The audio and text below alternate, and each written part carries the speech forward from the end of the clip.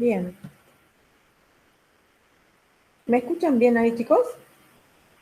Sí, profe. Bien.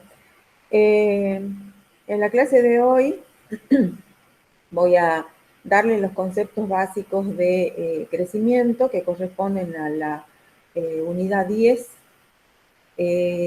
Algunos temas, algo hemos ido tocando cuando hemos visto la parte de fitohormonas, la parte de nutrición mineral. Son temas que ya hemos tenido en cuenta en su momento, ¿sí? Bueno, ahí tienen detallada la unidad, esta que está en el programa. Para comenzar con este tema, es importante que aclaremos determinados conceptos, ¿sí? Generalmente se utiliza como sinónimo de crecimiento el desarrollo o como sinónimo de desarrollo el crecimiento. Y en realidad son dos términos distintos.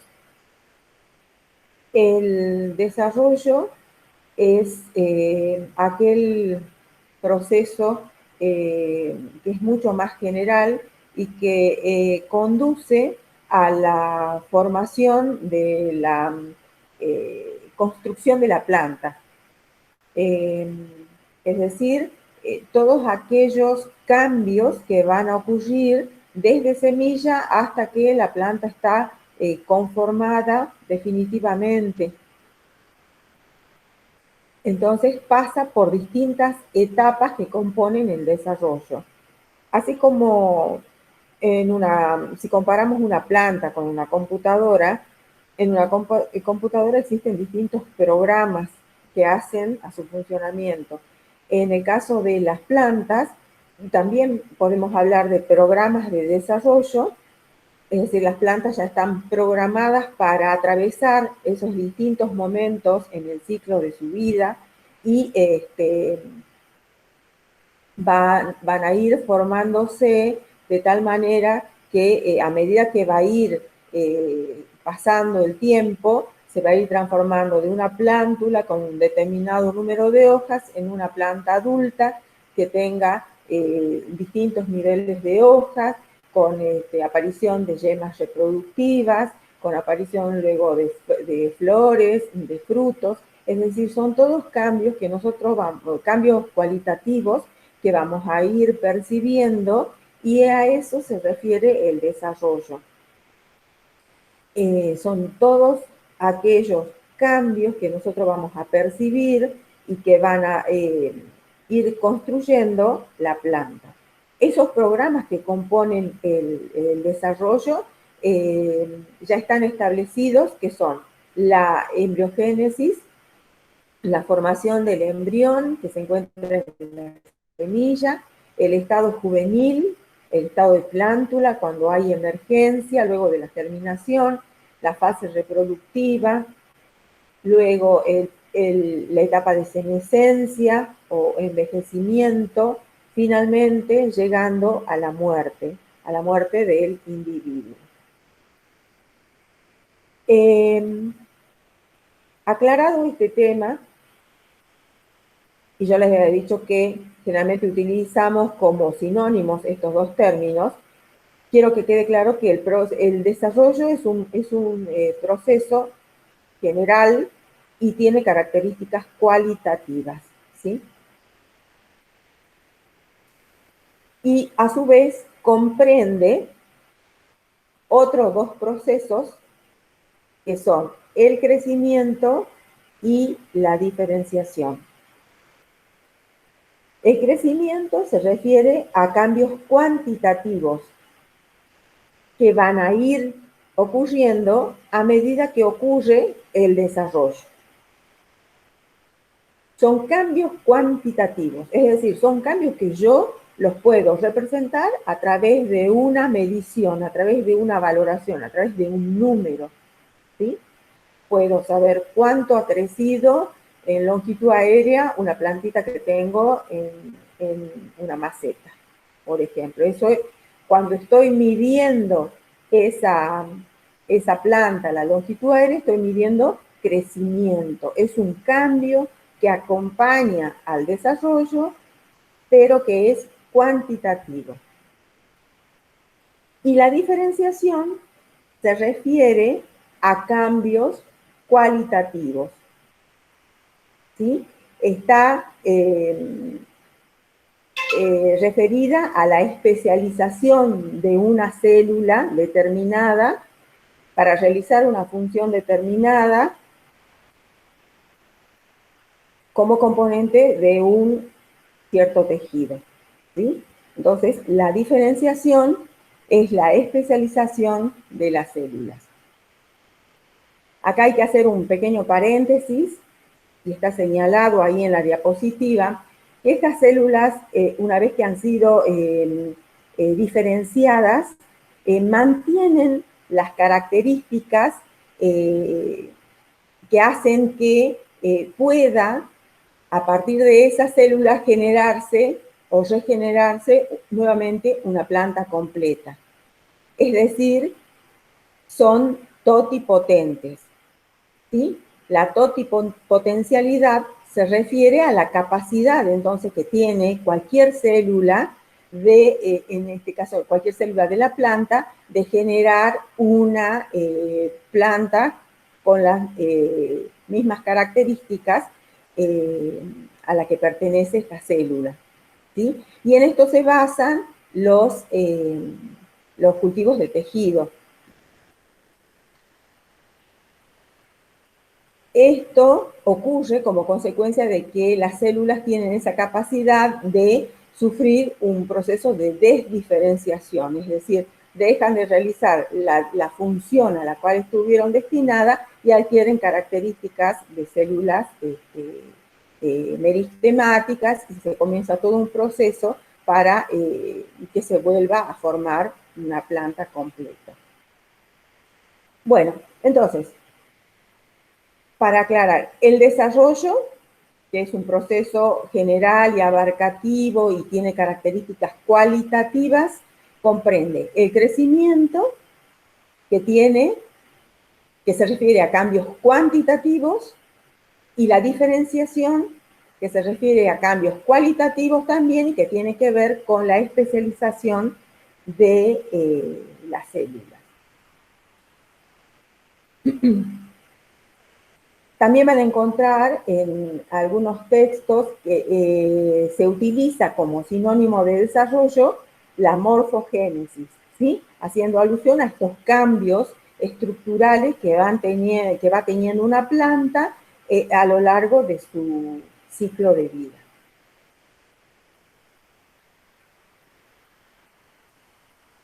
Bueno, acá yo les puse algunas definiciones que van a encontrar según los libros que ustedes lean. Van a ver algunas que son bastante sencillas, que se refieren y que tienen en común, que se refieren a un aumento irreversible de masa, de volumen, o algunos hablan de tamaño de las plantas. Eso es lo que tienen en común, ¿sí? Son cambios irreversibles, es decir, una vez que han ocurrido, ya no desaparecen esos cambios. Entonces son cambios permanentes. Hay otras definiciones que son más abarcativas, como la que señala Moore, en donde no solo considera el proceso de crecimiento al mencionar la división celular, la elongación y la diferenciación como parte del desarrollo, sino también considera involucrados al crecimiento procesos metabólicos como la fotosíntesis, la respiración, y además considera el efecto de factores ambientales como la temperatura, la luz, la densidad de siembra, la calidad de la semilla que da lugar a una planta, la disponibilidad de agua, ¿sí? Es mucho más abarcativo y es razonable una definición de esta porque sabemos en lo que fuimos viendo de esta materia que son todos componentes en el sistema que tienen su incidencia en el crecimiento de la planta, ¿sí? La planta va a responder con determinado crecimiento según ejerzan su influencia cada uno de estos componentes que señala esta definición. Bueno, acá aparecen otras definiciones, también señalando cambios irreversibles de volumen y cambios en la morfogénesis. Estas dos últimas definiciones también tienen en común, aunque no está señalado, que el principal o la principal causa del crecimiento vegetal es la expansión celular, ¿sí? O sea, el alargamiento celular. Tema que ya habíamos abordado cuando vimos a Usina, ¿se acuerdan? Bueno, entonces acá dice que el crecimiento básicamente está definido, el crecimiento vegetal, por la expansión celular. Lo mismo Ascombieto, dice que la elongación celular determina el crecimiento de las plantas. ¿Sí? Hay otros autores, yo no les puse más definiciones, hay distintas definiciones, que hablan directamente de un cambio, un aumento irreversible de protoplasma, ¿sí? Y acá este autor considera que hay también un cambio irreversible en las dimensiones de las plantas. Ya no menciona que no, ni masa, ni volumen, ¿sí? Ni tamaño, sino dice en las dimensiones de la planta. Ya es una definición más amplia. Este autor también tiene toda una serie de explicaciones sobre las técnicas para poder analizar el crecimiento que presentan las plantas, ya sea en forma individual o en comunidades.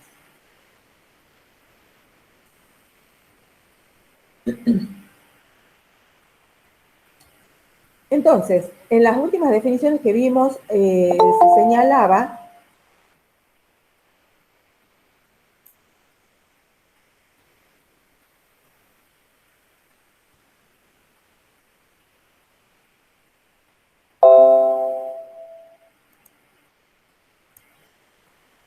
en las últimas definiciones que vimos, se señalaba que el crecimiento estaba marcado específicamente por la expansión celular. Pero acá vemos en esta diapositiva que el crecimiento involucra dos procesos celulares fundamentales, que son la división celular, cuando la célula madre se divide en dos células hijas, y la expansión, elongación o alargamiento celular, cuando las células hijas llegan al tamaño de la célula madre, o a veces, dadas las condiciones, pueden tener un tamaño mayor, ¿sí? Entonces, y las definiciones que vimos anteriormente decían que el crecimiento estaba dado por este proceso celular, la expansión celular, ¿sí? A veces, para que nosotros podamos visualizar el crecimiento, tiene que ocurrir esto, ¿sí? Porque puede suceder que solamente ocurra división celular y ese aumento que tenemos que medir, que lo tenemos que cuantificar, no lo podemos ver, ¿sí? Porque hay un aumento en el número de células y no ha ocurrido expansión y entonces no lo podemos visualizar.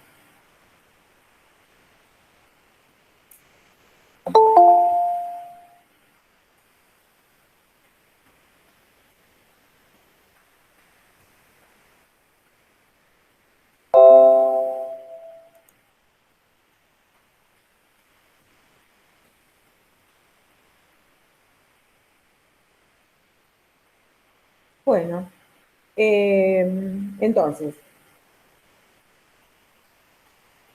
considerando que el crecimiento es el proceso que comprende la división celular y el alargamiento celular, acá en este esquema está representado o representada la elongación celular, ¿sí?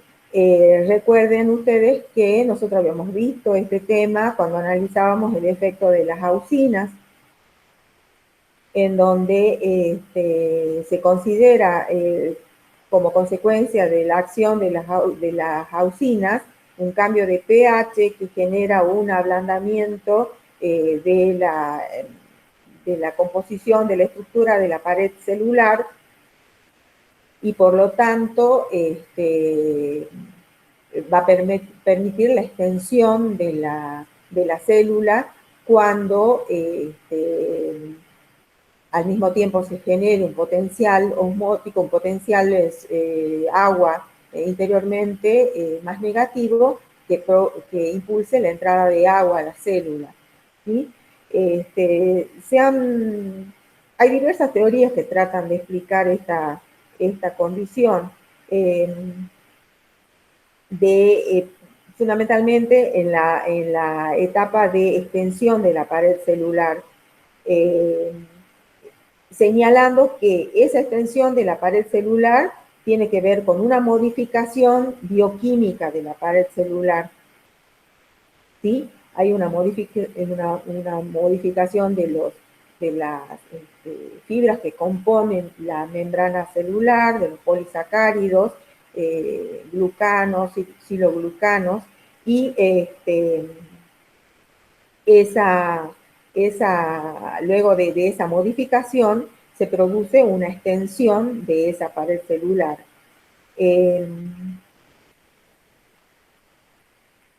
Esta explicación se da básicamente, como les decía hace rato, a través de la presencia de las auxinas, que se sabe que tienen incidencia en la síntesis de nuevos materiales, componentes de la pared celular, y también a través de la acción de enzimas que tienen efectos sobre esos polisacáridos, o sea, enzimas polisacaridasas que están presentes en la pared, y que la síntesis de estas enzimas es inducida por las auxinas. Entonces, basándonos en esto, podemos explicar la teoría del crecimiento inducido por pH ácido. Entonces, podemos decir que las células vegetales que están expuestas a la acción de las auxinas van a expulsar a través de bombas los protones hacia la pared celular, acidificando el pH en esa zona. Entonces, en la pared celular se presentan enzimas con características de polisacaridasas, y estas enzimas se activan y pueden hidrolizar entonces los enlaces de las fibras que componen la pared celular. Como consecuencia, entonces, la pared va a perder rigidez y sufre la extensión provocada por la presión o por el potencial de presión que se genera por la entrada de agua al interior de la célula, y entonces se va a extender. Finalmente vuelve a tomar su estado de rigidez inicial. Y ya se produjo ahí entonces el alargamiento celular. ¿Sí? Entonces, esta teoría del crecimiento inducido por pH ácido ocurre, tiene su explicación basándose en la presencia de las auxinas. ¿Por qué retomamos este tema? ¿Por qué volvemos a señalar? Porque, bueno, ya dijimos que el crecimiento está compuesto por la división celular y por la expansión celular. ¿Sí? Pero de estos dos procesos celulares, el que tiene un efecto marcado sobre el crecimiento es definitivamente la elongación o la expansión o el alargamiento celular.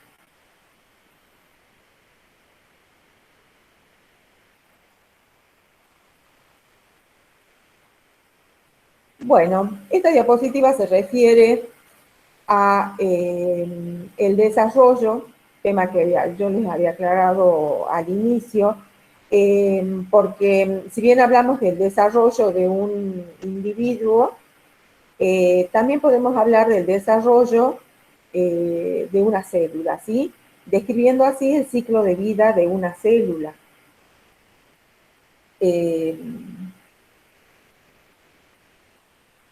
En donde podemos ver claramente que tiene su origen a partir de células meristemáticas,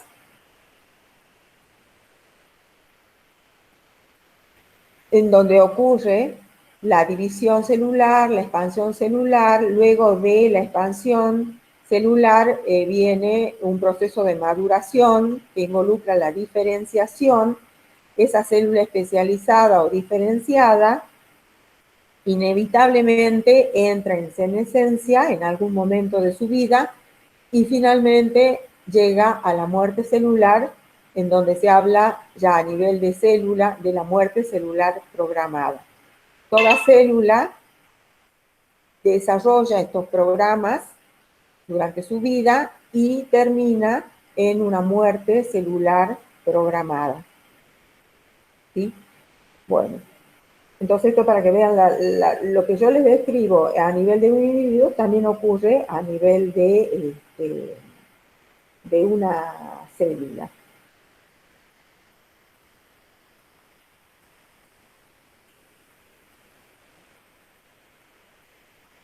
Bueno, en la diapositiva anterior entonces se menciona los meristemas. ¿Qué son los meristemas? Bueno, ustedes ya han visto qué son los meristemas. Estos son tejidos que tienen la capacidad de crecimiento permanente.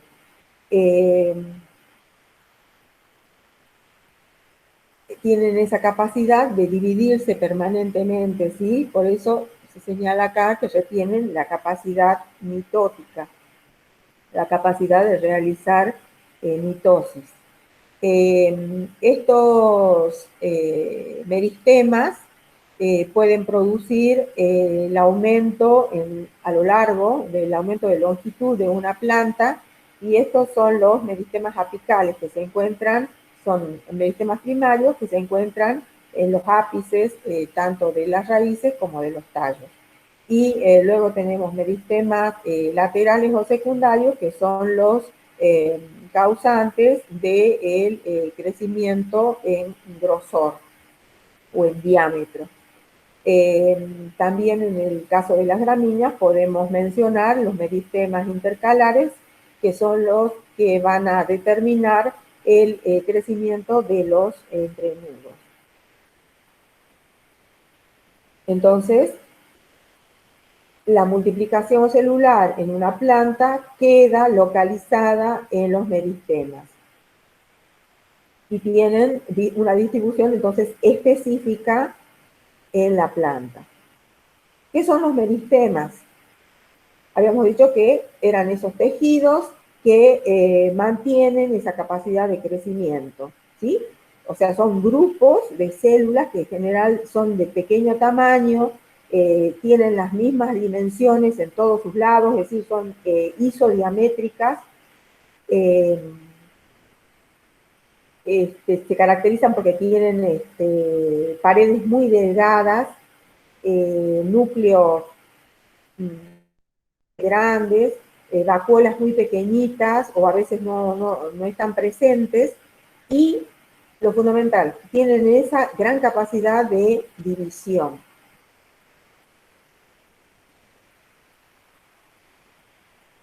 Retienen el carácter embrionario, digamos, indefinidamente.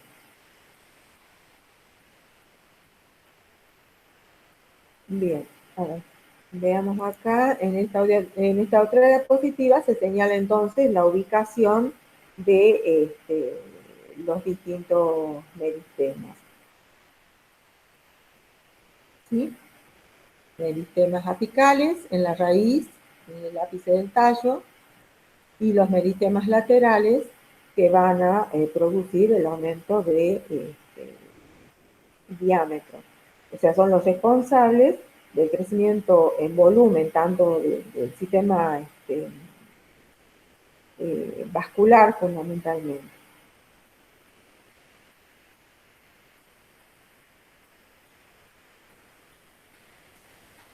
Bueno, ya abordando el tema de crecimiento, es importante señalar que eh, los factores externos ejercen una fuerte influencia sobre el crecimiento, o sea, el ambiente ejerce una influencia sobre el crecimiento, sobre la formación de nuevo protoplasma.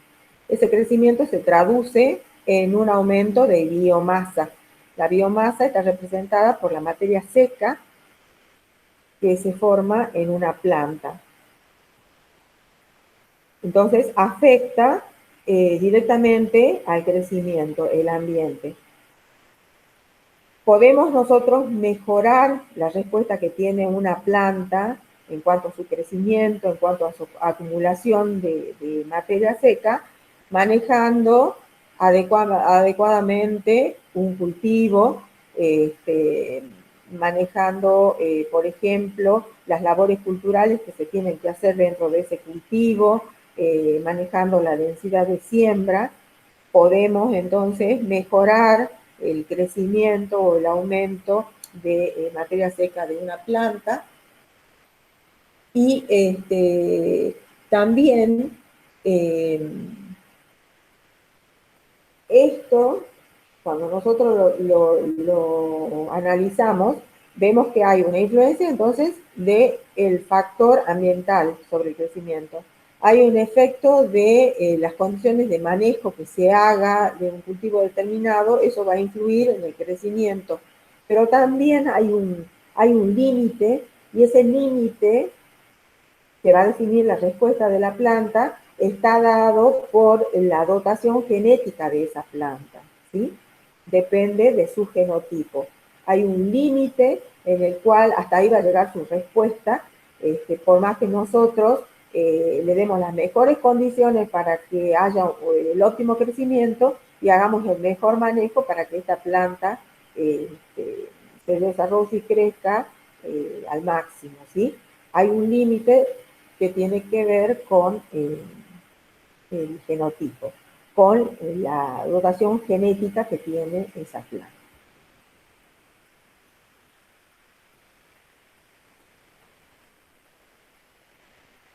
Bueno, al ser el crecimiento un proceso que se puede medir, que se puede cuantificar, surge la necesidad de poder analizar este crecimiento y poder cuantificarlo, poder conocer la cinética de este movimiento y también poder en alguna forma predecir la respuesta que va a tener una planta o un cultivo determinado, si lo podemos representar este crecimiento a través de fórmulas.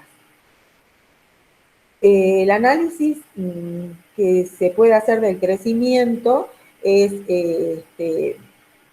analizarlo de dos maneras.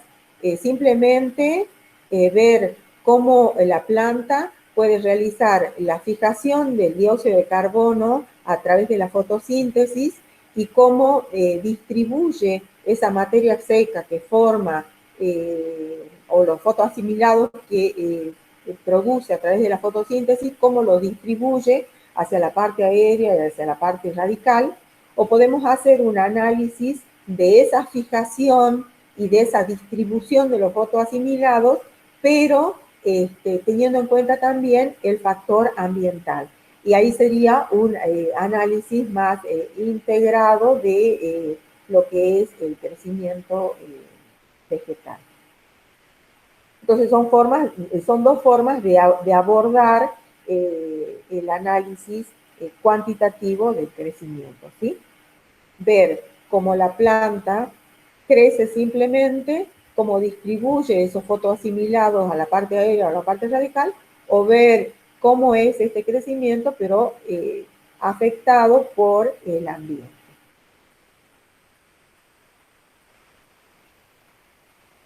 Bueno, para el análisis del crecimiento, para comenzar con este tema, tenemos que tener en cuenta que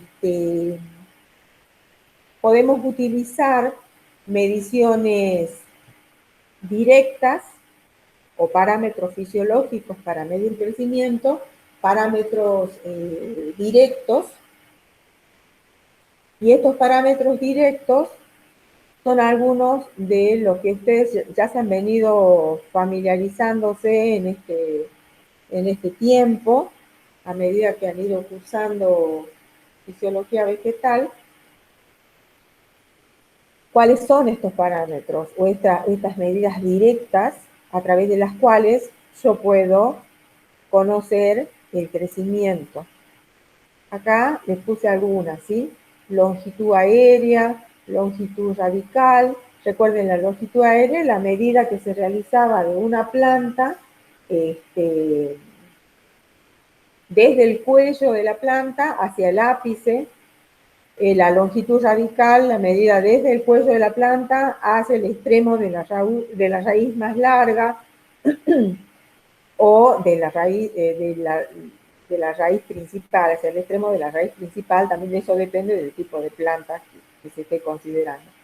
La superficie foliar, ¿sí? O el área foliar, la superficie de hojas que desarrolla una planta, el diámetro de tallo, el volumen, generalmente se mide volumen radical, el peso seco, que ya es también un parámetro que venimos mencionando, que consiste en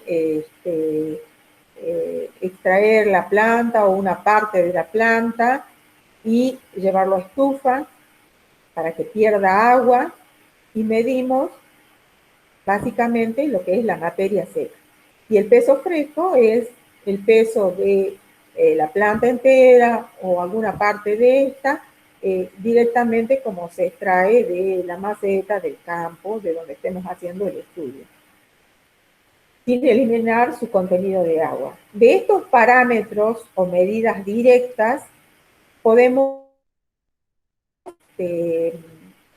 ver que lo podemos agrupar en parámetros destructivos y parámetros no destructivos.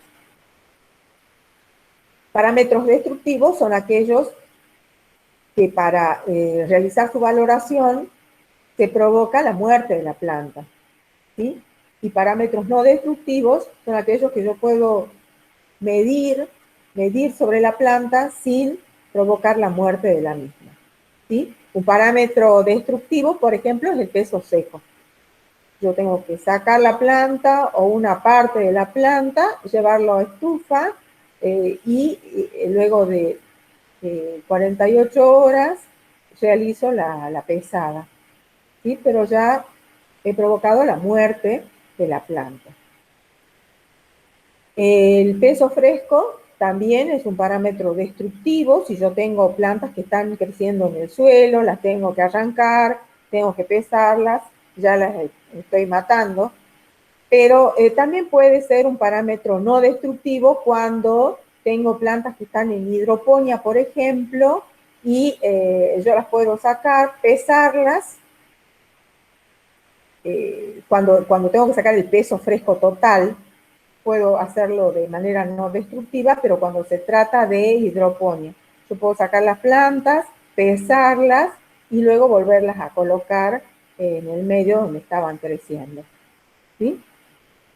Y los otros parámetros, a ver, ¿qué creen? ¿Cómo creen ustedes que los podemos clasificar? El parámetro, longitud aérea, ¿será un parámetro destructivo o no destructivo?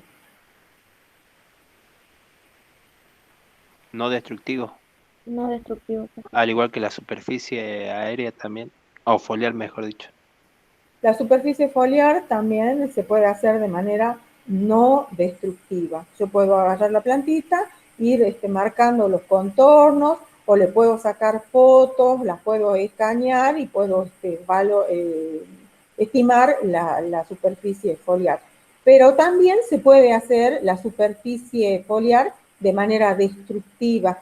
Eso es cuando yo tengo una planta que tiene pocas hojas, las arranco a las hojitas y ya no necesito la planta para otro estudio, y directamente las arranco y las puedo valorar ya en el laboratorio o en el gabinete. Hago el cálculo de la superficie foliar. La longitud aérea sí es un parámetro no destructivo. Bien. Y bueno, entonces, acá están algunos, y nosotros, de acuerdo al estudio que vayamos a hacer dentro de fisiología, definimos cuál parámetro nos conviene más. Generalmente, el que más datos nos brinda es el peso seco, ¿sí? Por ahí, y varios autores señalan que no es conveniente trabajar con peso fresco, porque es un valor medio mentiroso, porque nos varía incluso durante el momento del día en que se haga la valoración, porque el contenido de agua que tiene una planta también varía durante el día. Entonces, es un valor que se puede modificar.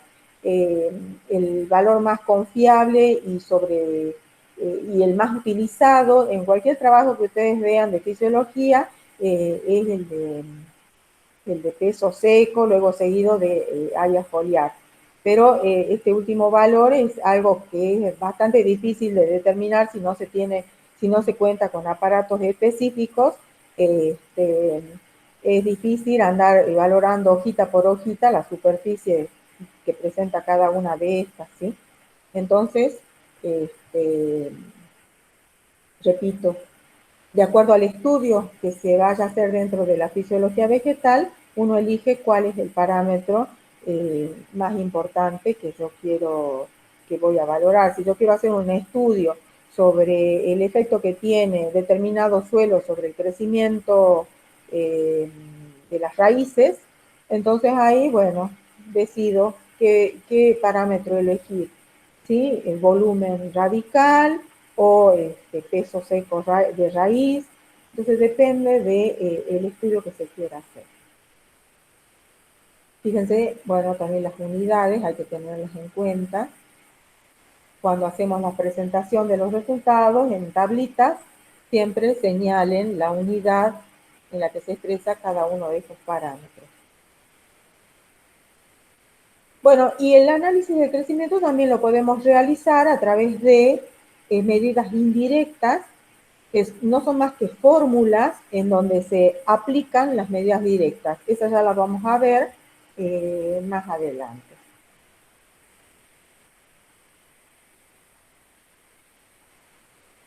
Bueno, cuando utilizamos nosotros esas medidas directas a lo largo del tiempo, cuando las vamos valorando a lo largo del tiempo, podemos graficar la velocidad del crecimiento o la tasa de crecimiento. Es la variación de un parámetro, puede ser longitud, puede ser peso seco, como está acá en esta diapositiva, la variación de longitud, de diámetro, a lo largo del tiempo, o del peso seco a lo largo del tiempo. Entonces, esa tasa de crecimiento se representa a través de una curva. Si yo grafico en un sistema de coordenadas esos datos que he ido tomando durante varios días del peso seco, por ejemplo, obtengo un gráfico que es esta curva. Esta curva se llama curva sigmoide, curva sigmoide del crecimiento, porque tiene una forma de S, ¿sí? Esta curva me representa entonces la cinética del crecimiento. Es decir, cómo va variando el crecimiento de un individuo o de un conjunto de individuos o de un órgano de la planta a lo largo del tiempo, ¿sí? esta misma curva la describe una planta, si yo mido el peso seco de esta planta a lo largo de toda su vida, o la superficie foliar, la superficie de una hojita, supongamos que me dedico a medir semanalmente la superficie de una hoja y luego realizo el gráfico, voy a obtener seguramente una curva que tenga esta forma. ¿Sí? Entonces, repito, esta curva la va a describir un individuo completo, un conjunto de individuos o un órgano, por ejemplo, o una colonia de bacterias también, ¿sí? Entonces, tienen esto en común. El crecimiento está representado por esta curva que se llama curva sigmoide de crecimiento.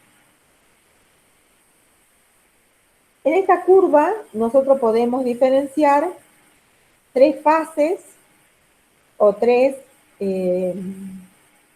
etapas que son las que están acá marcadas. La fase exponencial, la fase lineal y la fase de maduración o senescencia. ¿Sí?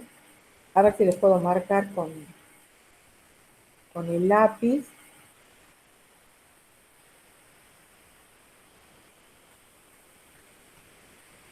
¿Dónde quedaría? La fase exponencial llegaría más o menos hasta acá. La fase lineal llegaría más o menos hasta acá. No está marcada en esta curva, pero más o menos para que ustedes tengan idea hasta dónde llegaría cada una de estas fases, ¿sí? La fase exponencial, en esta fase la velocidad del crecimiento al comienzo es lenta. Esto aparentemente porque hay un número bajo de células que se están dividiendo. Luego, la capacidad de crecimiento va aumentando en una progresión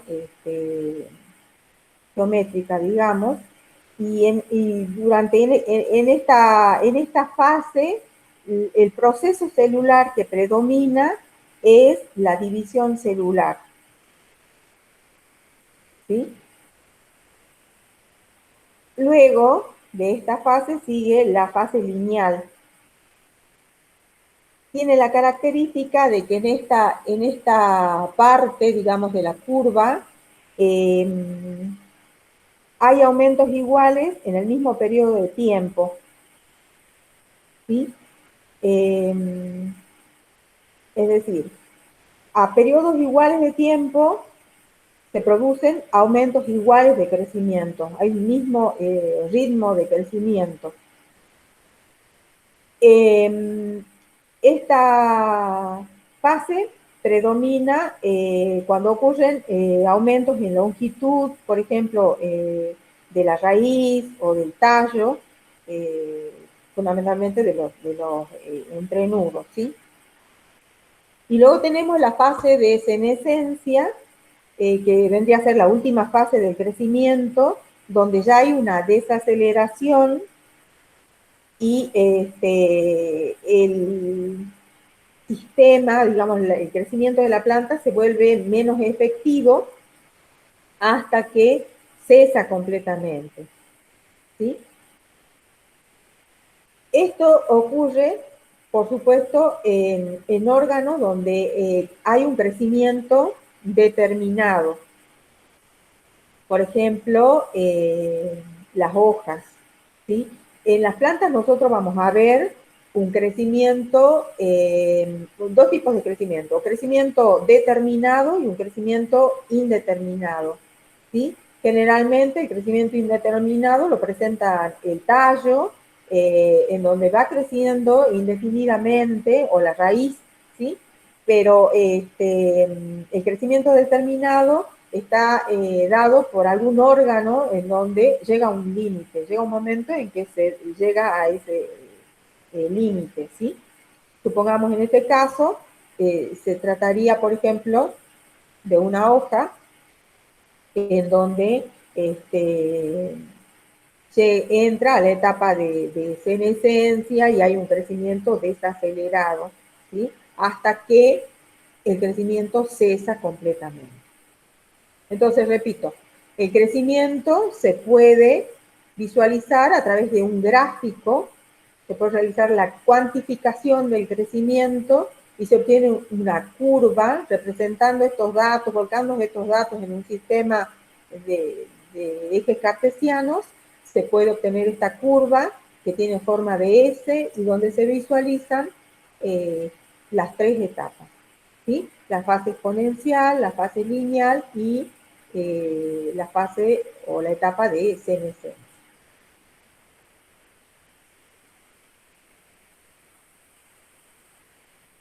Bueno, ahí tienen la descripción de cada una de las etapas o fases que les acabo de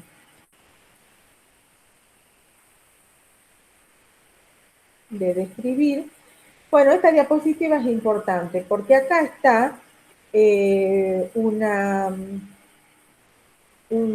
aparece un tipo de curva bastante especial en donde vemos que hay una diferencia con respecto a la curva sigmoide tradicional. En estos gráficos se representan o está representado el peso, ¿sí? Este W significa peso. Esto es peso seco. En este otro gráfico también tenemos peso seco.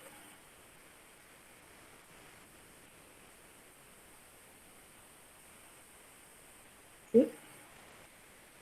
Fíjense, ¿qué parte de la planta o qué puede estar representando el crecimiento de qué parte, la planta entera o de una parte de la planta? ¿Qué parte de la planta puede representar la curva que aparece en azul? ¿Qué puede estar representando? Bueno, ahí sabemos que es el peso seco, pero ¿cómo podemos interpretar esa curva? Es una curva sigmoide de crecimiento, pero tiene una característica específica. Fíjense, esta parte es diferente, ¿sí?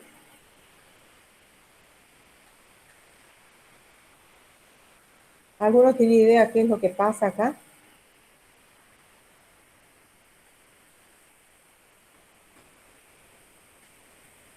Puede ser por una reproducción vegetativa como un esqueje, un estolón.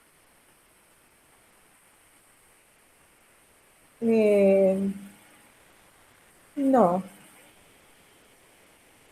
Esta curva se da cuando luego de la germinación se forma la plántula y la plántula consume las sustancias de reserva a través de la respiración y luego cuando ya logra emerger y expone sus estructuras y puede empezar sus estructuras foliares, o sea, las hojitas, y puede realizar la fotosíntesis, ahí comienza el crecimiento. ¿Se entiende? Acá es cuando este peso inicial, este peso seco inicial correspondería al peso seco de la semilla. ¿Sí? Y luego, si yo logro sacar plántulas y secarlas a esas plántulas, voy a ver que esas plántulas pesan menos que la semilla, porque hubo un consumo de las sustancias de reserva. ¿Cómo se hace la determinación de esto? Esto se hace en laboratorio, ¿sí? Se parte de un lote de semillas en donde, a ver si les puedo escribir acá, yo tengo, por ejemplo, un lote A de semillas en donde 50 semillas, supongamos que las llevo a estufa, ¿sí? Y saco el peso seco de esas semillas. El peso seco de esas semillas. Y otras 50 las llevo a germinación.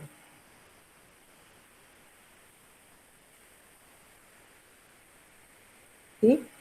Esas 50 que llevo a germinación, supongamos que trabajo con poroto.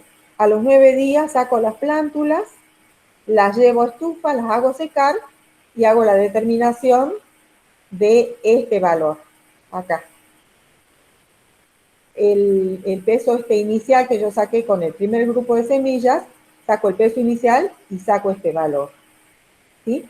Y ahí se ve que el peso de las 50 plántulas que yo saqué, suponiendo que germinaron las 50 plántulas, es menor que el peso de las 50 semillas.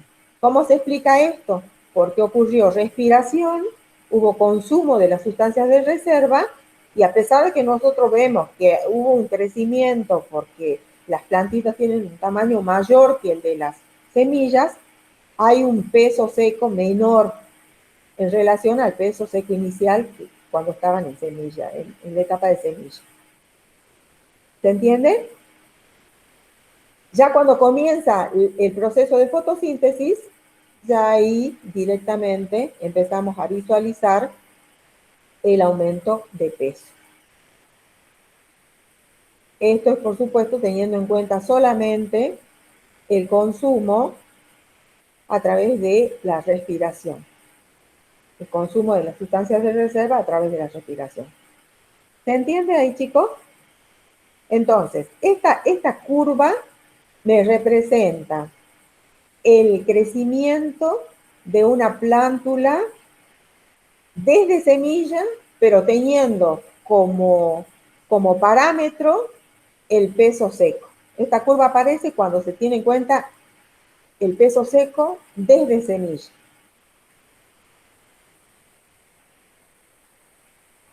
¿Sí? Sí, profe. Bien.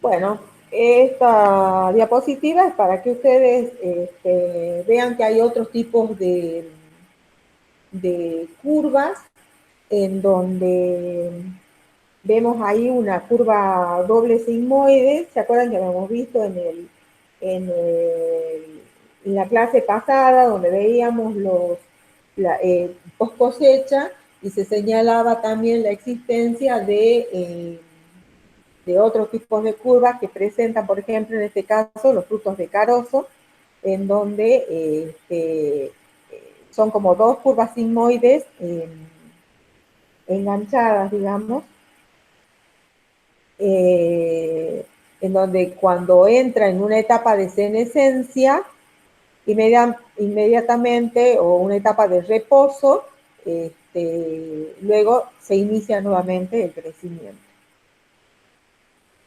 Es una curva doble sigmoide. Eso para que vean los distintos tipos de curvas que podemos ver. Pero básicamente tiene que tener la forma de esta. Esta diapositiva me parece importante que ustedes la tengan presente porque generalmente se confunden cuando en un parcial se les pregunta cuáles son las etapas o las fases de la curva sigmoide de crecimiento. Ustedes tienen que señalar las tres que acabamos de ver, ¿sí? La exponencial, la lineal y la de senescencia.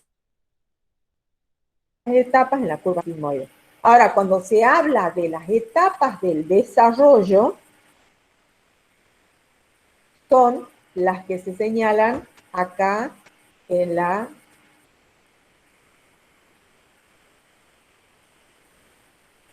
en la curva, ¿sí?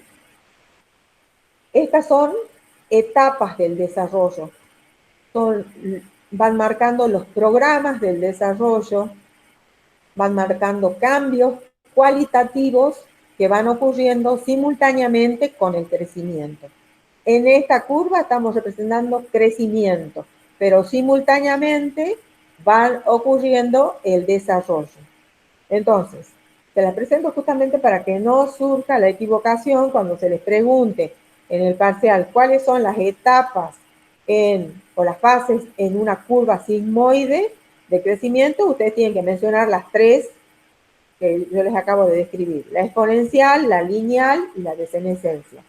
Ahora, si se les pregunta cuáles son las etapas o fases del desarrollo, ahí sí realmente tienen que escribir todas estas que marcan el desarrollo, o sea, el programa de desarrollo que termina con la muerte de la planta, pero que ha pasado previamente por todos estos cambios donde ocurre morfogénesis, y son cambios cualitativos, donde vamos viendo cómo va cambiando la estructura de la planta.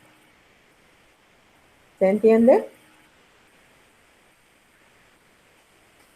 Esto es ver ya como el proceso completo. Estamos viendo simultáneamente el desarrollo junto con el crecimiento. Ocurren de manera simultánea, ¿sí? Y por ahí también, y que yo me olvidé de mencionarles, se confunde el desarrollo con la reproducción. Dice, esta planta se está desarrollando porque ya aparecieron las yemas reproductivas, ya aparecieron los botones florales, y dicen que como está en etapa reproductiva, ya entró se está desarrollando. Y en realidad el desarrollo comenzó al principio. Fíjense, acá.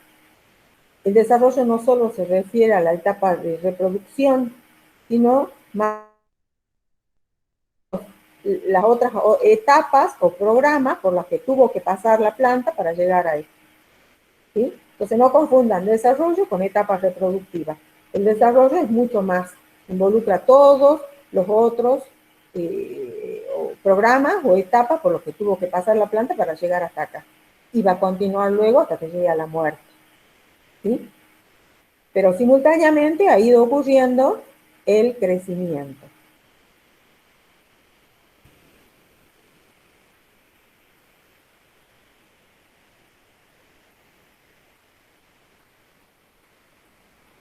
Bueno, yo les decía que el análisis de crecimiento básicamente se puede hacer utilizando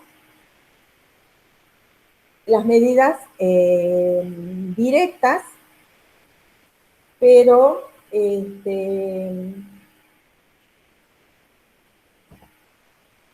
generalmente se hace utilizando las medidas indirectas o los índices. Entonces, en el análisis de crecimiento o en el análisis matemático de crecimiento, digamos, se usan medidas directas, como por ejemplo el peso seco, el área foliar que vimos hace rato, en el tiempo, ¿sí? Y también podemos utilizar medidas indirectas o medidas derivadas, que son los índices de crecimiento. ¿Sí? Y en esta tablita están representados los índices de crecimiento, como la tasa de crecimiento relativo, la tasa de asimilación neta, el índice de área foliar. Son todos índices de crecimiento en donde utilizamos medidas directas, como el peso, el área foliar, ¿sí? Y utilizamos también el tiempo, ¿sí? En base al tiempo. Entonces, a través de estos índices o mediciones indirectas, podemos realizar el análisis del crecimiento. Ya vamos a ir analizando cada uno de estos índices. Vamos a comenzar con la tasa de crecimiento absoluta. La tasa de crecimiento absoluta significa el aumento de un parámetro, en este caso peso, en la unidad. ¿Sí? Por ejemplo, acá yo les puse un ejemplo, una planta que inicialmente pesa 50 gramos, una planta A, luego de un mes la pesamos nuevamente, pesa 60 gramos. Hubo un incremento que lo puedo obtener aplicando esta fórmula, peso final menos el peso inicial, en el periodo de tiempo que yo analicé, un mes, hay un incremento de 10 gramos. Lo mismo con la planta B, que tiene un peso inicial de 150 y luego de un mes pesa 160. Vemos acá a simple vista que ambas plantas, según la tasa de crecimiento absoluto, tienen igual crecimiento, ¿sí? Un igual ritmo de crecimiento. Pero resulta que esto no es así. Si nosotros tenemos que comparar y decir cuál es la planta que presenta mejor crecimiento, este índice no nos sirve para comparar, porque lo que vemos nosotros acá es que partieron de pesos iniciales diferentes. Entonces, este índice a mí me sirve para hacer determinaciones instantáneas del crecimiento de una planta, pero no me sirve para poder comparar el crecimiento que tiene una planta respecto a otra. Si yo quiero hacer esa comparación, tengo que utilizar otro índice. Esta es la fórmula de la tasa de crecimiento absoluta, ¿sí? Si yo quiero comparar el crecimiento que presenta la planta A con respecto a la planta B, tengo que utilizar otro índice que es la tasa de crecimiento relativo.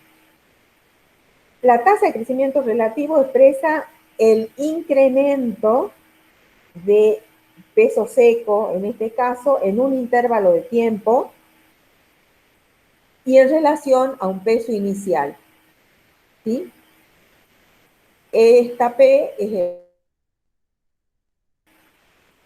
aquí tendríamos que tener en cuenta el valor de 50 o de 150 como se señaló en el ejemplo. Entonces, la tasa de crecimiento relativo me determina el incremento de peso por unidad de tiempo y por unidad de peso inicial. Es decir, tengo en cuenta el peso inicial de partida.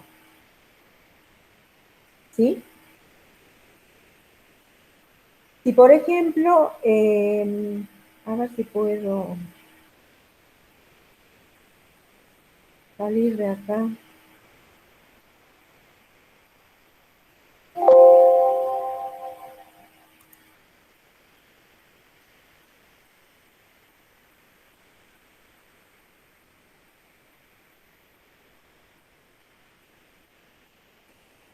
¿Pueden ver ustedes ahí una pantalla en blanco?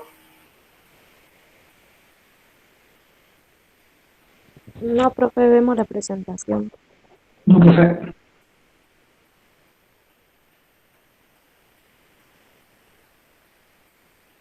Bueno, voy a ver si puedo escribirles acá.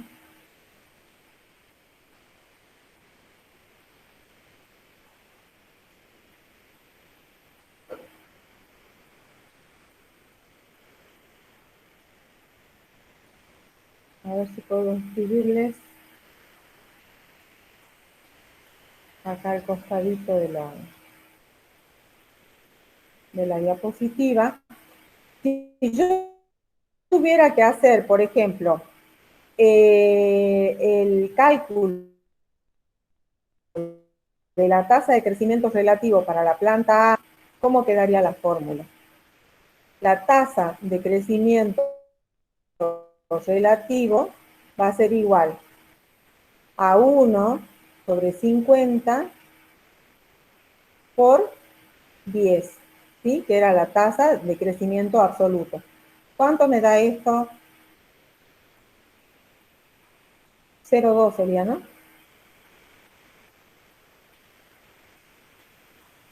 ¿Sí? Y si tengo que hacer la tasa de crecimiento relativo para la planta B, tenemos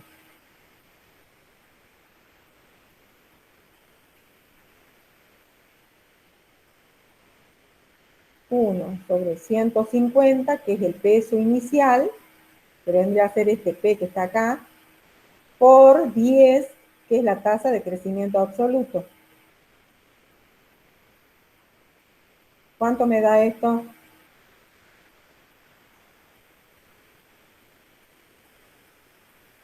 No, 0,06. ¿Sí? Si yo expreso en porcentajes esto, me indica que la planta A, perdón, tiene un incremento en porcentaje de un 20%. Y la planta B tiene un incremento de crecimiento de un 6%. Fíjense entonces que cuando yo quiero ver el crecimiento de una planta en un momento determinado, a mí me sirve utilizar o trabajar con la tasa de crecimiento absoluto. ¿Sí? Yo quiero saber cuánto creció esa planta en un día, en una semana, en 15 días. Pero si yo quiero comparar una planta A con una planta B o un lote de plantas, lo que tengo que utilizar es la tasa de crecimiento relativo, porque ahí sí se ve la diferencia. ¿Cuál de estas dos es más eficiente en el crecimiento? La planta B. No, la planta A. La planta A, porque es la que tuvo menor peso inicial y la que manifestó mayor crecimiento, un 20%. ¿Sí?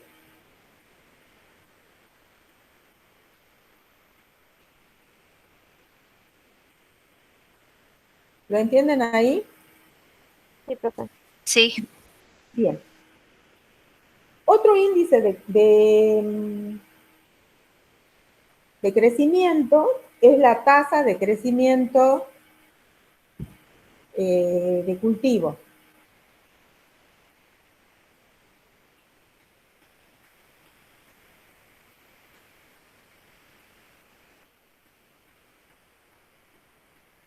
La tasa de crecimiento de cultivo, o sea, esta, es la ganancia en peso que tiene un grupo de plantas, una población, por unidad de área,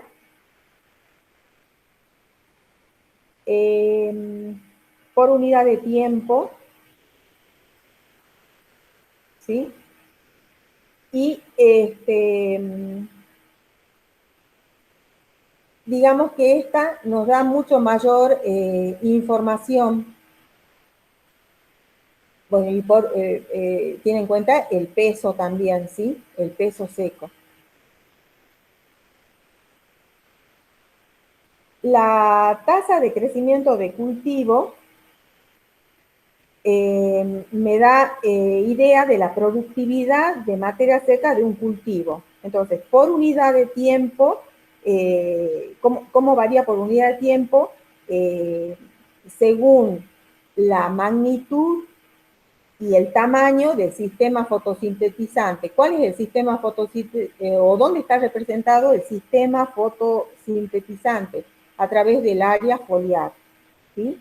Entonces mide la producción de materia seca, que está representada por el peso acá, en función de el sistema fotosintetizante.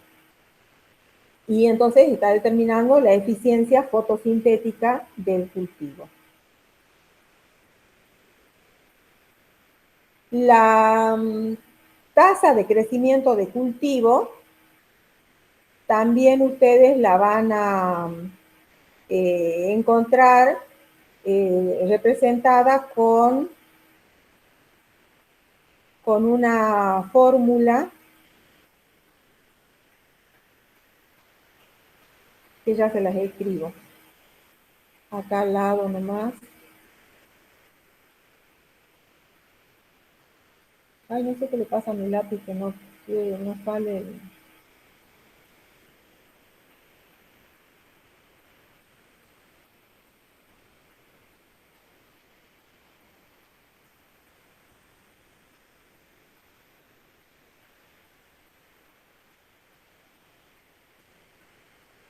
Bueno, acá les escribo otra fórmula de la tasa de crecimiento del cultivo. La tasa de crecimiento de cultivo también se puede calcular teniendo en cuenta otros índices. El índice de área foliar por la tasa de asimilación neta. Es otra fórmula para calcular la tasa de crecimiento de cultivo. ¿Sí? En esta fórmula vemos que hay un componente metabólico que tiene en cuenta entonces la asimilación neta, o sea, la formación de los fotoasimilados, y también tiene en cuenta un componente estructural que se utiliza en el cálculo del índice de área foliar. ¿Sí? Porque allí se tiene en cuenta la superficie foliar en relación a la superficie del terreno. Y ese sería el componente estructural, ya depende de la estructura de una planta. ¿Sí? Bueno, ahí vamos a considerar a qué se refiere la tasa. Es una medida de eficiencia de una planta o de una población como sistema asimilatorio. Es la ganancia neta de fotoasimilados por unidad de área foliar y por unidad de tiempo. Si nosotros tenemos que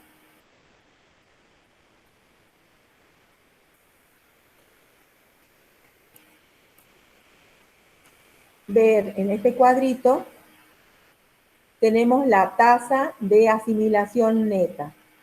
Entonces, repito, es la ganancia neta de fotoasimilados por unidad de área foliar y por unidad de tiempo.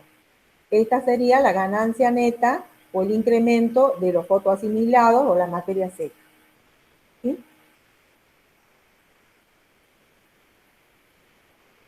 Entonces, relaciona el incremento de la materia seca y el área foliar a través del tiempo. Las unidades, bueno, ahí las tienen en las unidades en que se expresa la tasa de asimilación neta y nos da idea del balance que hay entre la fotosíntesis y la respiración. ¿Sí? Nos da idea de la fotosíntesis neta. ¿Se acuerdan que habíamos visto nosotros cuando hacíamos la resta entre la fotosíntesis bruta y la respiración? Había una formulita para calcular la fotosíntesis neta. Bueno, esto nos da idea entonces del balance que hay entre la fotosíntesis y la respiración. Luego decíamos que la tasa de crecimiento de cultivo la podíamos calcular multiplicando entonces el índice de área foliar y la tasa de asimilación neta. Ya vimos la tasa de asimilación neta. Ahora tenemos que ver en qué consiste el índice de área foliar. Este índice representa la relación entre el área foliar o superficie fotosintetizante y el área de suelo ocupada por el cultivo. ¿Sí? Es el cociente, entonces, entre estas dos superficies. El área foliar y el área de suelo ocupada por el cultivo. Es decir, representa la relación que existe entre la suma de toda la superficie foliar de un cultivo y la superficie del suelo que ocupa ese cultivo. Es un índice que es adimensional, es decir, no tiene una unidad específica, ¿sí? El índice de área foliar es una medida que se puede determinar de distintas maneras, o sea, por diferentes métodos. Hay métodos que son destructivos, en donde básicamente tenemos que sacar las hojitas de la planta, estimar la superficie foliar que tiene esa planta y relacionarla con la superficie que ocupa esa planta en el suelo, y ahí se calcula el índice de área foliar. Eso es sencillo cuando se trata de una planta pequeña, ¿sí? Se complica cuando tenemos que sacar el índice de área foliar de un arbusto, de una planta más grande, de un árbol frutal o de árboles dentro de un bosque. Ahí ya se utilizan aparatos en donde se va a medir el índice de área foliar, directamente se leen a través de estos aparatos, pues ya sería un método no destructivo, donde se utiliza un aparato que se llama septómetro, que tiene un caño largo, digamos, adherido a una pantallita digital. Ese caño se pone a distintas alturas, ya sea debajo, si queremos medir, por ejemplo, debajo de un frutal, se toma a distintas alturas para ver cuánto de la radiación está recibiendo ese aparato. Entonces, en ese aparato se lee directamente el índice de área foliar. Repito, se hace más complejo cuando se trata de árboles, ¿sí? Porque lo ideal es medir arriba de la planta cuánta sería la radiación que llega directamente a la planta, y debajo de la planta cuánta de esta radiación ha sido interceptada. Entonces, eso mide el aparato, y entonces ahí nos damos idea de la superficie que está absorbiendo la radiación. Y bueno, en ese aparato se lee directamente el índice de área foliar. Es decir, mide la intensidad lumínica sobre y debajo de la copa o del dosel del cultivo.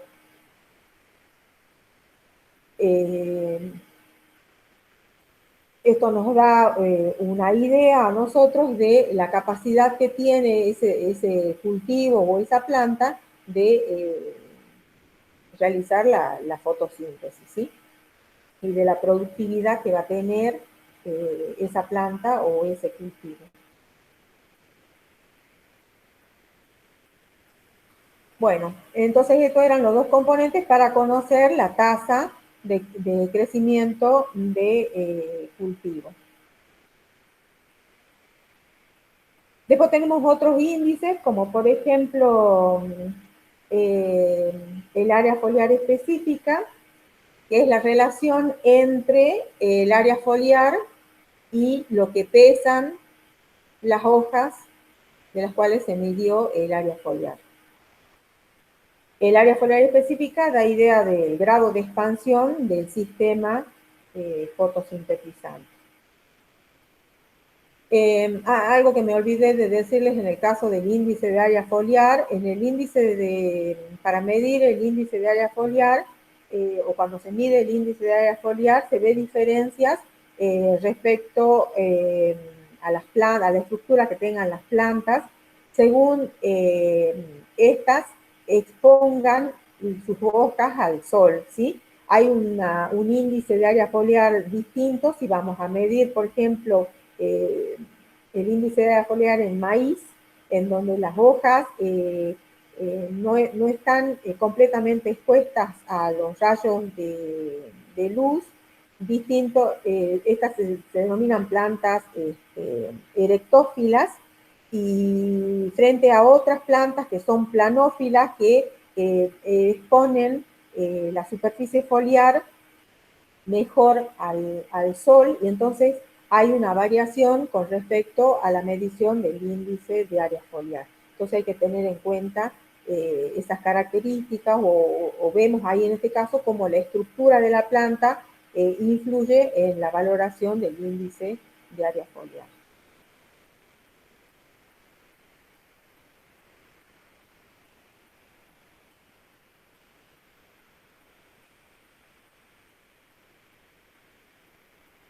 Bueno, otra cuestión que hay que tener en cuenta es la relación entre los distintos índices. Por ejemplo, la relación entre el índice de área foliar y la tasa de asimilación neta. Cuando hay una gran producción de hojas, y cuando hay un incremento de la superficie foliar, automáticamente se ve una disminución de la tasa de asimilación neta. A eso se debe esta expresión que dice: a mayor índice de área foliar, menor tasa de asimilación neta. Entonces, esto hay que tenerlo en cuenta. ¿Por qué? Porque cuando hay una gran cantidad de hojas, existen hojas que son parásitas, van a depender de las otras que están realizando activa fotosíntesis. Entonces, lo tenemos que tener presente cuando queremos hacer el manejo de un cultivo. Seguramente hay que hacer raleos, eliminación de estas hojas, para que los rendimientos no se vean afectados, ¿sí? Y para evitar esto, que el índice de área foliar sea mayor, y que esto vaya en detrimento de la tasa de asimilación neta.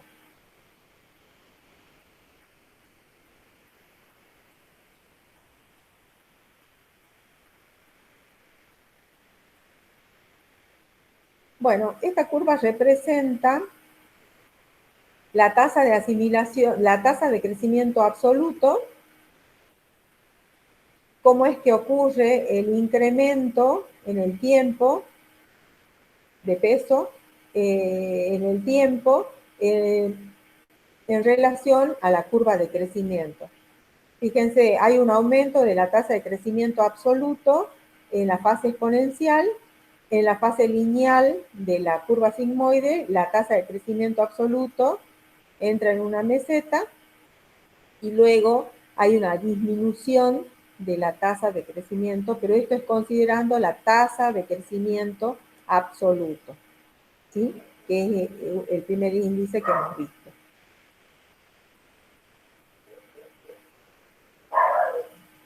Si consideramos la tasa de crecimiento relativo, vamos a ver que a medida que pasa el tiempo, a medida que va sucediendo la curva sigmoide del crecimiento, la tasa de crecimiento relativo va disminuyendo.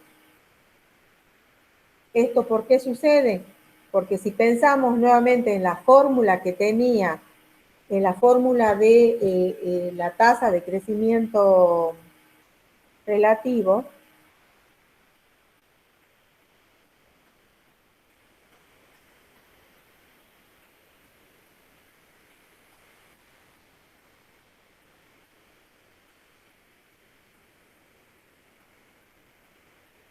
la tasa de crecimiento relativo, habíamos dicho que era 1 sobre P por la variación del peso en un periodo de tiempo determinado, ¿sí? Entonces, a medida que la materia seca se va incrementando en el tiempo, va aumentando este valor, ¿sí? Se va haciendo más grande el denominador. Entonces, la tasa de crecimiento relativo va disminuyendo a medida que el individuo va creciendo. ¿Se entiende ahí? Entonces, en esta diapositiva y en la anterior es comparar qué pasa con la tasa de crecimiento absoluto en relación a medida que se va desarrollando la curva sigmoide del crecimiento y qué pasa con la tasa de crecimiento relativo a medida que va creciendo la planta. ¿Se entiende por qué disminuye? Se va acumulando materia seca y eso va haciendo que aumente el denominador y entonces va disminuyendo el índice. ¿Sí? Sí, profe, Sí, se profe. entiende. Bien. Bueno, y esto es lo que les decía hace rato de que hay que prestarle especial atención a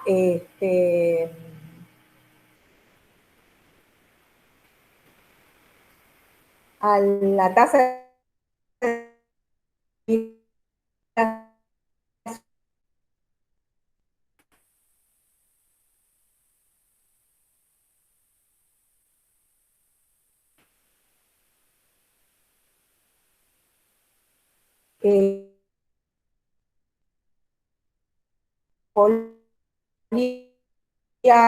una gran cantidad de hojas presentes, no todas van a realizar la misma actividad la misma actividad fotosintética, porque depende de la luz que llega a cada una de ellas. Entonces va a haber un efecto sobre la tasa de asimilación neta. Y la tasa de asimilación neta tiene una relación directa con la fotosíntesis,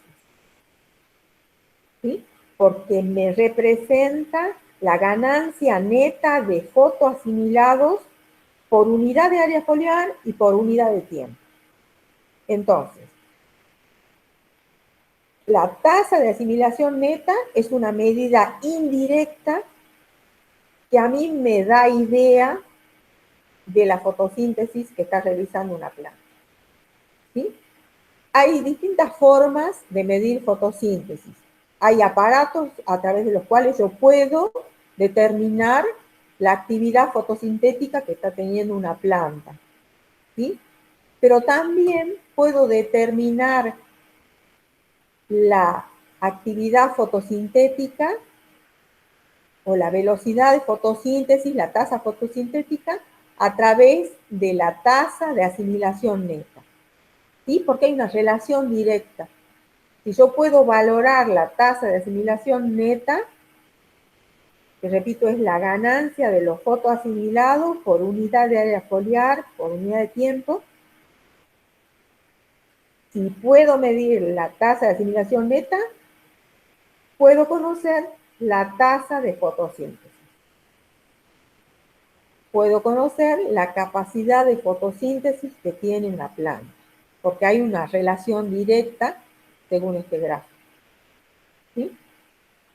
Repito, ustedes pueden medir actividad fotosintética de distintas maneras, por intercambio gaseoso, por ganancias de materia seca, puedo medir por contenido de clorofila. En este caso, lo mido por ganancia de materia seca a través de la tasa de asimilación neta, porque veo que hay una relación directa. Es un parámetro que me va a indicar perfectamente qué está ocurriendo con la fotosíntesis de esta planta, ¿sí?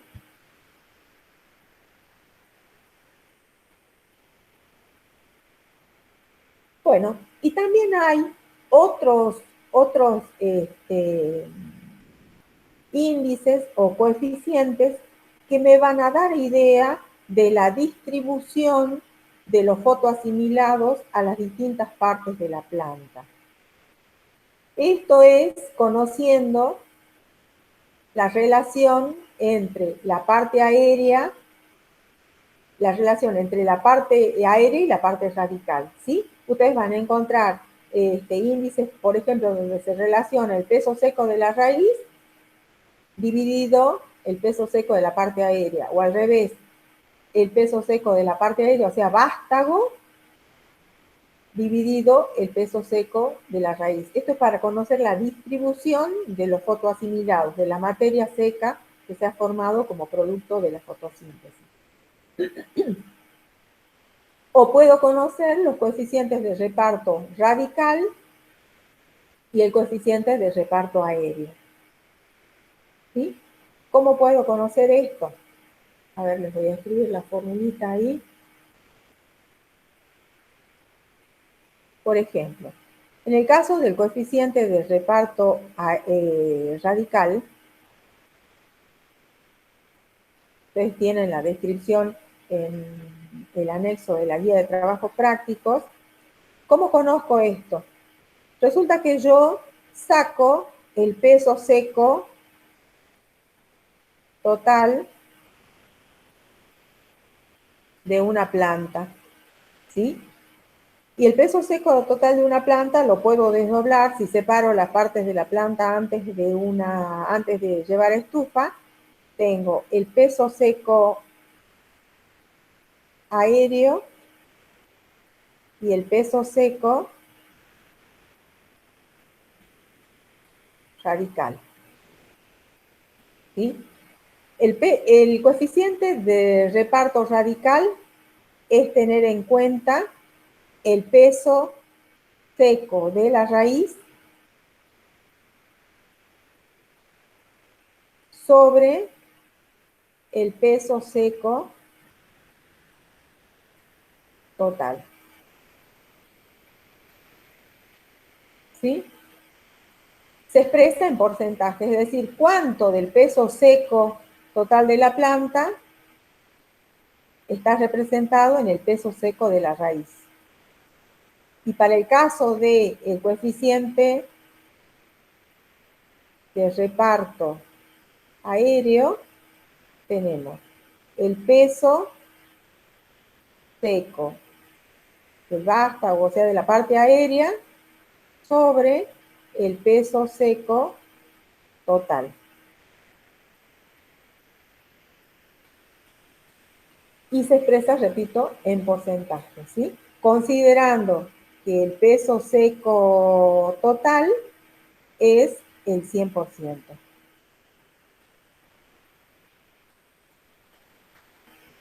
El peso seco total es el 100%.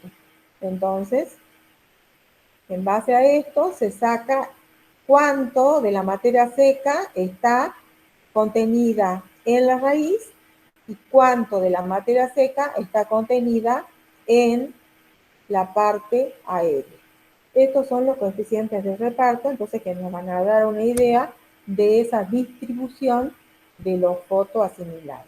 Los índices anteriores nos daban idea de la fijación que pudo realizar esa planta de dióxido de carbono a través de sus superficies foliares y cuánto de eso pudo transformar en materia seca. Ahora estos coeficientes nos dan una idea de la distribución de esos fotoasimilados en las distintas partes de la planta. En este caso, raíz y parte aérea. ¿Sí? Tienen ustedes estos coeficientes cuando ven el práctico de nutrición mineral. Por ejemplo, se calculan esos, porque hay elementos minerales, por ejemplo el nitrógeno, que si se da en abundante cantidad va a favorecer el desarrollo de la parte aérea. Y si se encuentra en deficiencia, digamos, hay un mayor desarrollo, mayor crecimiento de la raíz.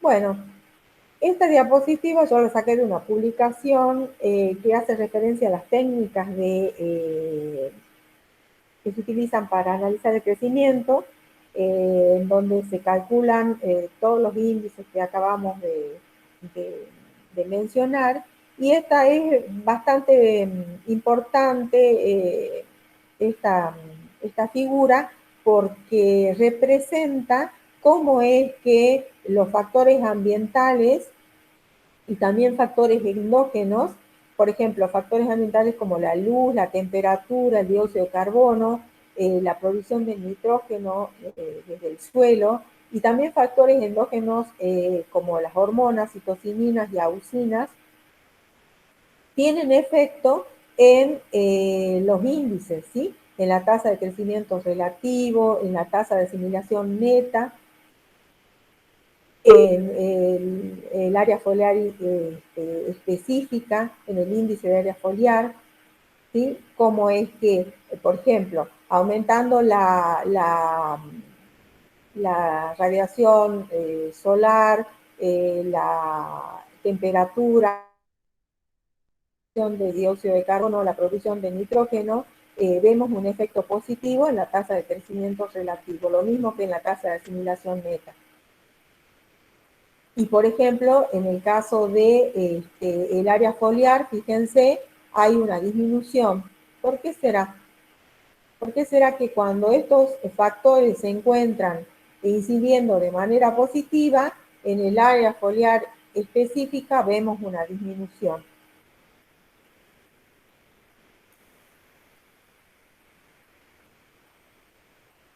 Área foliar específica, estamos acá, con esta fórmula. Y según esa diapositiva anterior,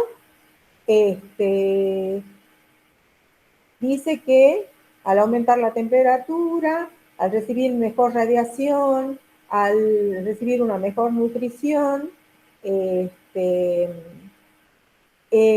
área foliar específica baja.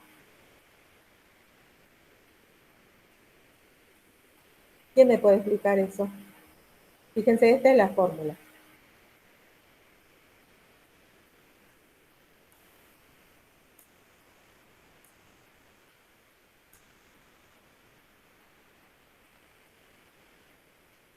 ¿Por qué baja el área foliar específica?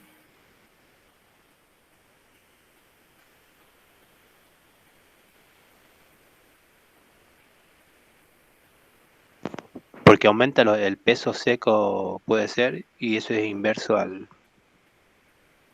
área foliar. Perfecto. Sí. Es área foliar sobre el peso de las hojas, ¿sí? Entonces, a mayor peso, o mayor masa, perdón, mayor cantidad de materia seca en las hojas, el área foliar específica baja, porque hay un aumento de la materia seca.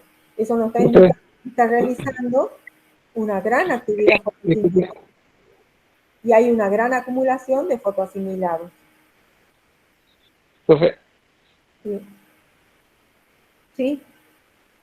eso es porque el área foliar, bueno, tiene un determinado límite de crecimiento, entonces por lo tanto, cuando llega ahí aumenta su peso en seco, ¿puede ser?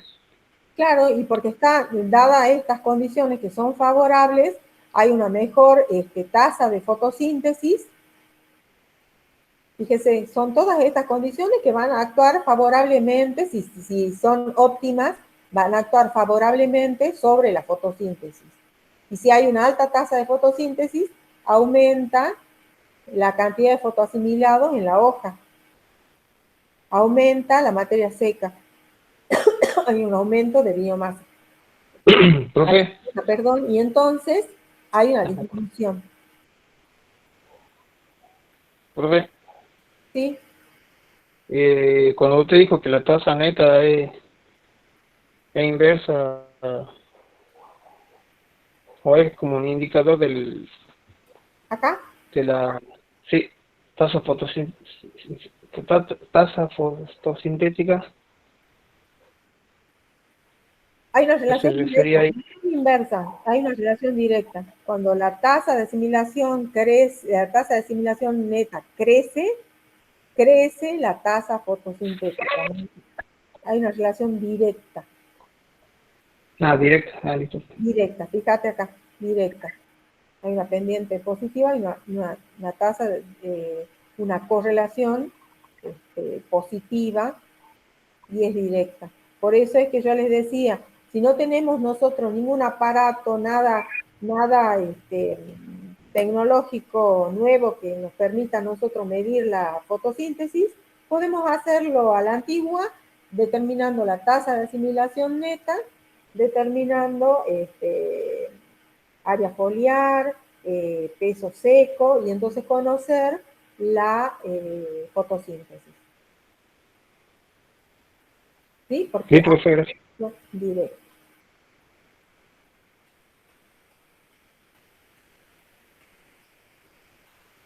Bueno, ya para finalizar, sobre el proceso de crecimiento actúan factores tanto externos como internos, factores internos que tienen que ver con el fenotipo y con la presencia de hormonas, y factores externos que tienen que ver con factores ambientales como la luz, la temperatura, el agua, los nutrientes minerales, ¿sí? Estos factores tienen especial incidencia en el proceso de crecimiento, ¿sí? Sabemos que el crecimiento óptimo, por ejemplo, se va a dar en temperaturas que van entre 20, 30 grados, y por encima de esas temperaturas, por encima de los 35 grados, 40, ya se hace más difícil el crecimiento, y también a temperaturas mínimas, también el crecimiento se detiene, ¿sí? Hay un óptimo de temperatura para que haya mayor crecimiento. La luz es un factor importante también, ya que a través de esta se realiza la fotosíntesis, y a través de la fotosíntesis se producen los fotoasimilados que van a ser utilizados luego para el crecimiento. El efecto de la luz se ve, o la falta de la luz se ve, por ejemplo, en las plantas cuando se observa la etiolación de las mismas. ¿Han escuchado alguna vez hablar de las plantas etioladas? Las plantas etioladas son esas plantas que si nosotros las hacemos, si son plantas que están habitualmente acostumbradas a crecer en la luz, nosotros las llevamos a un lugar donde hay falta de luz o hay sombra, no oscuridad completa, digamos, estas van a crecer aislándose, es decir, el tallo va a ser bien delgadito, van a cambiar su coloración de coloración más clara. Esas son plantas etioladas. Es una manifestación, digamos, de la planta cuando hay una falta de luz, ¿sí? Hay un alargamiento del eje longitudinal del tallo, y hay un retardo en el desarrollo de las hojas también, porque se ven hojas bastante chiquitas.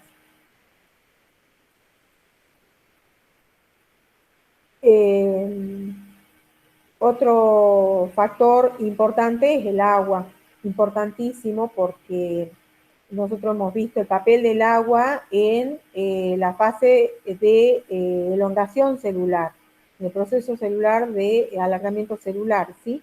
Entonces, si no hay agua, no ocurre alargamiento celular, y cuando nosotros analicemos el crecimiento de plantas que están sometidas a un estrés hídrico, vamos a ver que estas son de pequeño tamaño, de longitud reducida, de superficie foliar reducida, justamente porque la expansión celular se ha visto afectada por la falta de agua.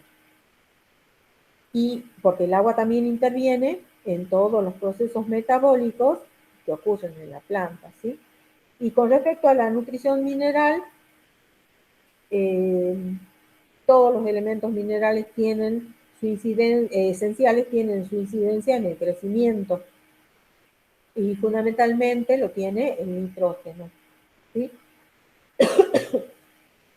En donde la falta de este elemento mineral se traduce en plantas raquíticas, con tallos delgados, con una reducida superficie foliar, justamente por la gran participación del nitrógeno en procesos metabólicos como la fotosíntesis, y al verse reducido este elemento mineral, se ve reducida la tasa fotosintética y por lo tanto el crecimiento posterior de, de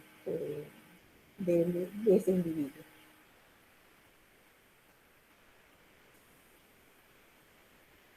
Bueno, y por último, en este gráfico me parece importante puntualizar variables como por ejemplo, variables ambientales como por ejemplo la temperatura y la luz, cómo es que inciden estos factores en el crecimiento y en la producción de biomasa, en la producción de fotoasimilados y en la distribución de estos fotoasimilados hacia las distintas partes de la planta, hacia la raíz, hacia los tallos y hacia las hojas, ¿sí? Estoy considerando solamente la temperatura y la luz. Sin considerar, por ejemplo, el agua, que es también factor fundamental. Pero bueno, en este caso está representada básicamente la temperatura y la luz actuando sobre las hojas y sobre los tallos para la producción de la realización de la fotosíntesis y la producción de fotoasimilados. Sin olvidar, repito, el efecto también importante de un factor que no está contemplado acá, que es el agua, ¿no? Y cómo esa distribución de los fotoasimilados, o sea, la partición de los fotoasimilados se realiza hacia los distintos órganos que tiene luego efecto en la la velocidad con que aparecen las hojas en la planta, ¿sí? Con el tamaño y la superficie foliar que manifiestan. Bueno, eso ya es una visión más integral entonces de lo que ocurre con los factores ambientales sobre la fotosíntesis y que esta se traduce luego en el crecimiento de la planta entera y de las distintas partes de la planta. Bueno, acá terminamos la clase de hoy entonces.